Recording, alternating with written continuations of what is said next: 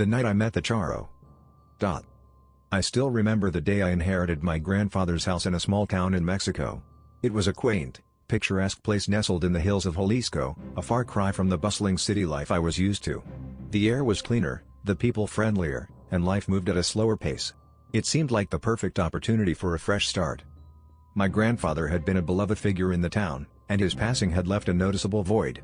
When I arrived, the locals greeted me warmly, as if welcoming back a long-lost family member. I didn't know much Spanish, but the basics I had picked up in high school helped me get by. The house itself was charming, albeit a bit worn down.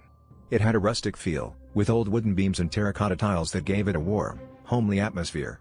I spent my days fixing it up, exploring the town, and trying to piece together the fragments of my grandfather's life. One particularly quiet evening, I decided to sit outside and enjoy the cool night air. I lit a cigarette and leaned back, looking up at the stars. It was then that I noticed something peculiar. At the edge of the property, near an old oak tree, stood a man dressed in traditional Charro attire. Beside him was a magnificent horse, its coat gleaming in the moonlight. The Charro just stood there, staring at me. His presence was unsettling, to say the least. I felt a chill run down my spine. I called out to him in my broken Spanish, "Hola, necesita algo?" No response. He just kept staring. I tried again. Louder this time. "¿Quién eres? ¿Qué quieres?" Still, nothing. The silence was deafening, and my unease grew. The Charro and his horse started to move closer, their figures becoming more defined in the dim light. Panic surged through me, and I bolted for the house, my heart pounding in my chest. Once inside, I locked the door and peered out the window.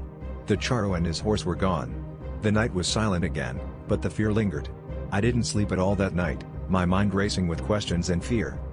The next morning, I packed my bags and left. I didn't say goodbye to the locals or look back at my grandfather's house. The charm of the town had turned into a nightmare I couldn't shake off.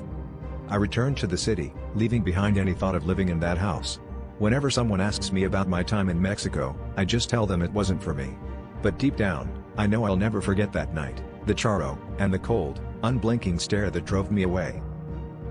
That was the last time I saw my grandfather's house. I never returned, and I never spoke of it again.